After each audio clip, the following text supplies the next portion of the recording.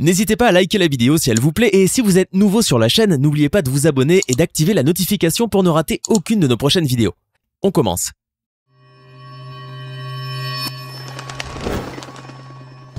Bonjour et bienvenue à tous. Cela fait maintenant presque un mois que DJ Arafat nous a quittés, tué dans un tragique accident de moto. Celui que l'on surnommait le roi du coupé décalé, président de la Chine ou encore le Yorobo, laisse donc un héritage musical immense et des millions de fans tristes à travers le monde. Des fans qui sont allés jusqu'à déterrer sa tombe et extraire sa dépouille pour se prendre en photo avec, suscitant les réactions les plus outrées de par le monde. Mais était-ce vraiment dans le seul but de se prendre en selfie avec la star ivoirienne que sa tombe a été profanée ou bien était-ce pour d'autres raisons plus obscures et plus malsaines?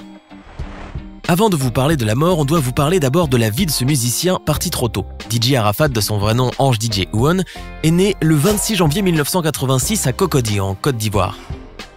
Dès son plus jeune âge, il baigne dans le milieu de la musique grâce à sa mère, une chanteuse et danseuse dont le nom de scène était Tina Glamour, et à son père, musicien dans un groupe. Les prestations sur scène de sa mère étaient jugées trop obscènes par ses détracteurs, et le futur DJ a donc grandi avec cette image de vulgarité véhiculée par les médias. Dès l'âge de 11 ans, il sombre dans l'enfer de la drogue et du banditisme de quartier, négligé par sa mère, plus préoccupée par ses tournées et sa carrière musicale, et par un père qui le battait régulièrement. Ange DJ trouve alors un refuge dans la musique, et aussi une échappatoire face à la violence de la rue. Il se lance dans le DJing et très vite se fait un nom dans l'un des plus grands maquis abidjanais, le Shanghai. Il est très rapidement repéré par le jeune producteur Roland le Binguiste, qui lance sa carrière en produisant des chansons qui le révèlent au grand public. DJ Arafat devient dès ce moment-là un des pionniers du mouvement coupé-décalé, un genre musical qui prend son origine en Côte d'Ivoire et qui séduit des millions de personnes partout dans le monde. C'est aussi à partir de ce même moment qu'il choisit son nom de scène en référence à Yasser Arafat, l'ancien dirigeant du Fatah et de l'Organisation de libération de la Palestine. Ce choix paraît bizarre quand on sait que le musicien n'avait aucune relation avec le conflit israélo-palestinien. Mais il s'agit en fait du nom dont l'affublaient des amis libanais quand il était encore très jeune en raison, paraît-il, de la ressemblance de tempérament entre lui et l'ancien dirigeant arabe.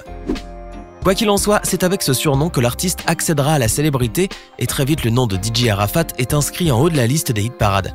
C'est une ascension fulgurante qui s'ensuit pour le jeune Ivoirien qui, depuis la sortie de son premier single, est sans conteste devenu le chanteur le plus populaire du pays. Chacune des chansons qu'il produisit rencontrait un franc succès et à chacun de ses concerts, il faisait salle comble. Un succès qui lui monte rapidement à la tête, puisque les frasques entourant sa vie privée sont légion. Par exemple, en 2011, ainsi, une vidéo le montre ivre, en train de frapper sa compagne Alexia Vodi en l'accusant de l'avoir trompé avec son sponsor. Les réactions d'indignation fusent et plusieurs associations pour les droits des femmes montent au créneau. Mais la jeune Alexia refuse de porter plainte et publie même une vidéo où elle demande aux gens de se mêler de ce qui les regarde. DJ Arafat, qui, on le devine aisément, est devenu très riche grâce à la vente de ses albums, va encore une fois défrayer la chronique avec des propos jugés déplacés.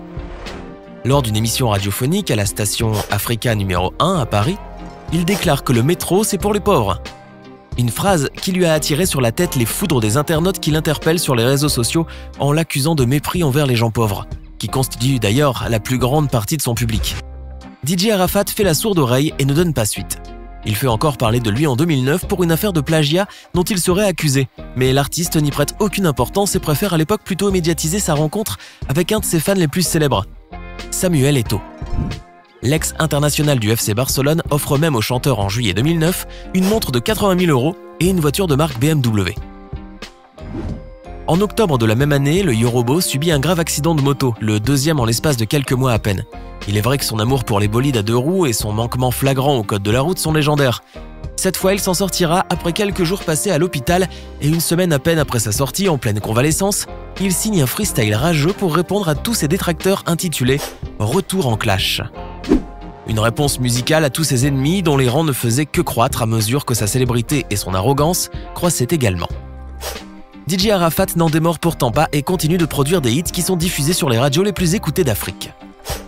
Ses frasques et ses sorties médiatiques contre les autres artistes commencent toutefois à ennuyer le pouvoir officiel, qui jusqu'alors le soutenait inconditionnellement.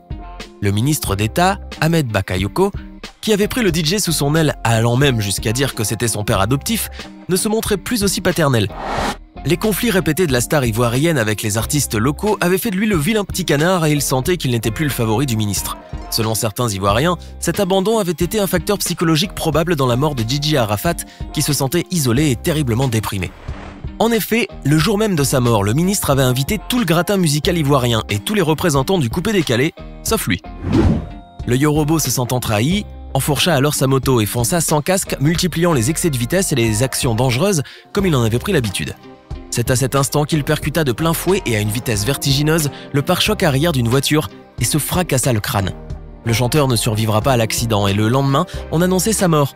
Une annonce qui choqua la Côte d'Ivoire tout entière.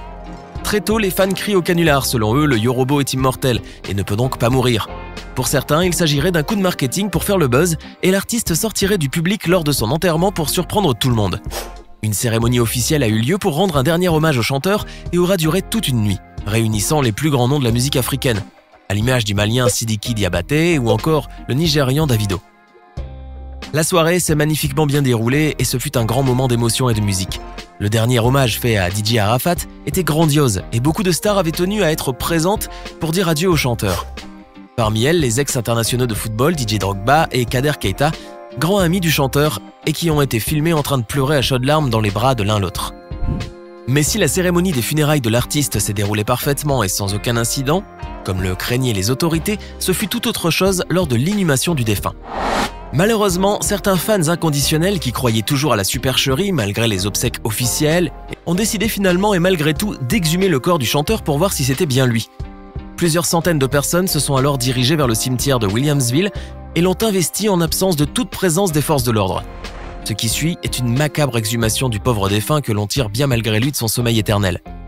Aussitôt, les images et les vidéos prises par les profanateurs ont envahi la toile et le monde a découvert horrifié le spectacle morbide du cadavre de DJ Arafat, dont on a ouvert le cercueil et qui se faisait prendre en photo par des fans hystériques.